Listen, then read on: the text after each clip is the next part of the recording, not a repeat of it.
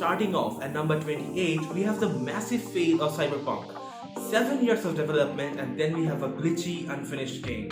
But where this thing gets more sketchy is that the last generation of consoles, the PS4 and the Xbox One, could not even run the game due to some game-breaking glitches. CD Projekt Red, the company which made this game, had to refund millions of gamers and also had to face a class action lawsuit against them. The worst part is that CD Projekt Red was even hacked and the source code of Cyberpunk and Witcher 3 was stolen. The source code can be used to generate millions of copies of this game. Okay, so 2020 is over. It's been a trash year, but it has been a wonderful year for tech. So here is Internet Rewind 2020. Dogecoin was the chief matter of discussion in late 2020. It is a cryptocurrency like Bitcoin, and it started somewhere from around a fraction of a penny and went up to a few cents. Now it is only the matter of netizens where they will take them. They can either ride it to its glory or just finish it up. And the funniest thing is that it was backed by pictures of Shiba Inu, rocket emojis and Elon Musk tweets. And also, Elon Musk dominated a major part of this year.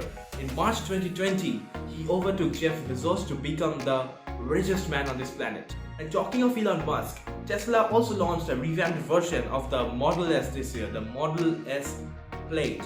It has a groundbreaking 390-mile range, along with a 0 to 60 in 1.99 seconds. A sci-fi steering wheel, which many people did not like at the launch tweet.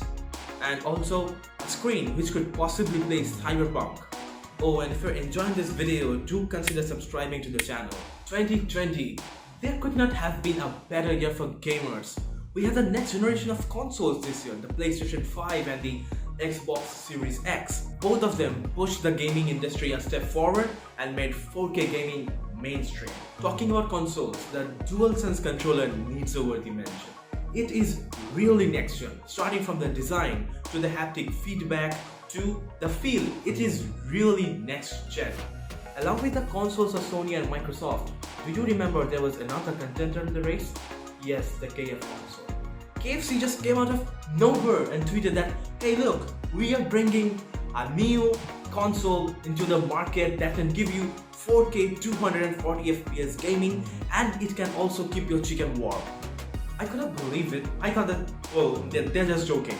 But then they again tweeted, say that, no wait, we are serious. And then if you search KF console in Google now, you'll get a page from Cooler Master. Cooler Master is saying that they're using their own technology to make this next generation console which can also keep the gamers chicken warm. And also Intel CPUs are being used in it, although Intel has not commented on this. I still cannot believe it, like it's been almost 8 months now. Will it even come?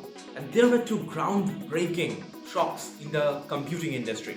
First was from Apple. Do you remember the Apple M1 MacBooks that they launched in October? Apple always desires a full control over their devices and they just pushed it a step forward with the M1 MacBooks. They made their own silicon chips and put them inside the MacBooks of 2020. And believe it or not, the 13-inch M1 MacBook is even faster than the 16-inch top-tier Intel-based MacBook from the previous years. Along with Apple, AMD pushed the Ryzen 5000 series this year and it totally shook the computing industry. The Ryzen 5 5600X totally beats the i7 9700K. The fastest graphics card that the world has ever seen also dropped this year. The RTX 3080 and the RTX 3090 that brought about the second generation of ray tracing and DLSS. And also we had a guy who showed off some pricey possessions in his kitchen. And the cards also have not been available for sale. They have been paper releases and along with scalpers in eBay or Craigslist. Okay, so now it is the time for rapid fire of 3 bans. On September 2, 2020, the Indian government banned PUBG Mobile because of security reasons. And PUBG Mobile was one of the most popular games in the country with 33 million active users. And the ban just shook the country significantly. On June 29, 2020, TikTok was banned in India because of a rising dispute between the India and China border. With over 200 million active users, TikTok was India's largest overseas market, but it just got banned one fine day. On June 26, 2020, Dr. Disrespect's Twitch account got banned due to violation of Twitch's community guidelines and terms of service. Okay, it's over now. Moving over to smartphones, we had the spectacular launch of Snapdragon 888 this year, and it was so spectacular to Qualcomm that they just dropped 875 and 885 and went straight to 888 to name it. The new iPhone 12 series also launched this year, and with it became the charger-less trend. Apple described it as, hey look, we can reduce CO2 emissions by a huge number by doing this. But it has been proved several times that it is just a method to make more profit. Companies like Xiaomi tweeted the very next day that how the Mi 10T still gives you a charger. But only a couple months later, they also shipped the Xiaomi Mi 11 without a charger. Also the same happened with Samsung, a chargerless S21 Ultra. Also this year, we had the first ever smartphone with 7000 mAh of battery. The Samsung M51, codenamed Monster. But that thing launched in India only.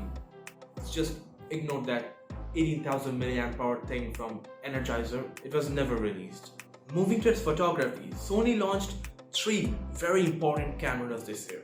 The A7S Mark III, the A7C and the Sony Alpha 1.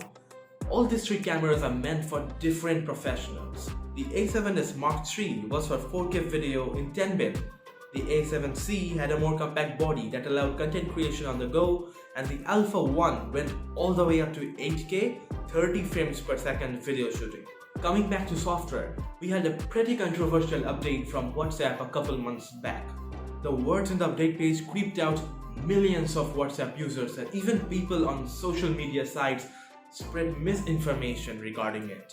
The update was all about the data that WhatsApp collected from you, but now we shared between WhatsApp and Facebook to show you better ads.